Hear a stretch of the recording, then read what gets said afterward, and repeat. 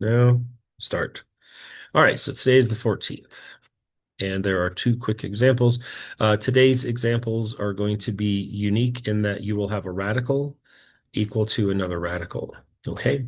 And so this is sort of leading into something else, but today's version is stinky easy. So for example, you could have like the square root of -2 minus 4x and set that equal to another square root of 1 minus 3x. Clearly, the idea of quote unquote getting the radical by itself has gone the way of the dodo bird because there are two of them, right? So in this case, since I can't get the radical by itself, I just square both sides.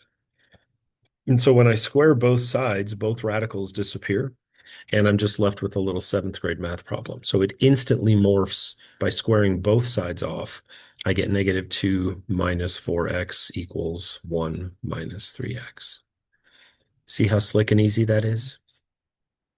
No quadratic y, no square square multiply double, nothing fancy about it at all. And then from here, I would say you probably know how to solve this in your sleep, but we would move the 4x to the right by adding it, of course, giving us a positive x over here. And then we would subtract the 1 across to the other side, giving us -3. And then we would, of course, do a quick test on this because, again, we're working with squaring things, and that's how bad answers come to be.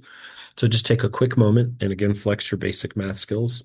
So go up here into both of these yellow X's, and let's do one at a time. I guess let's start with yellow, and then we'll do green.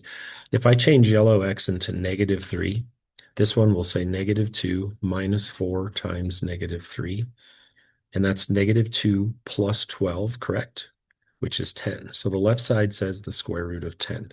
Nothing to worry about there. Okay, if it were a square root of a negative, I'd be concerned, but it's not. And then we're going to do the same thing in the green x. We're going to change that x into -3, and it's going to say 1 minus 3 times -3, which is, of course, 1 plus 9, which is, of course, 10. And since the square root of 10 matches the square root of 10, then we can say that we did it. We found the solution, right? So one more just to make sure. Okay. So this one is the square root of 2x minus 14 equals x, the square root of x minus 6. By the way, what's going to change later this week when it all gets real nasty is when we add another term here, like a simple thing like a -2. Or something like that. That's when it gets gnarly. So when you have two radicals and then a separate term, those are going to be the level 3, level 4. But this doesn't even get its own level today. This stuff is a joke, right? So because it's just a square root equal to a square root, we just square it off, right? Square the left side, square the right side, and the roots just vanish. And we're left with 2x minus 14 equals x minus 6. And again, it instantly goes from 11th grade math to like 7th grade math, just boom, in the blink of an eye. So the move here is to power this x to the left-hand side, giving us 1x, and then add the 14 to the other side, giving us x equals 8.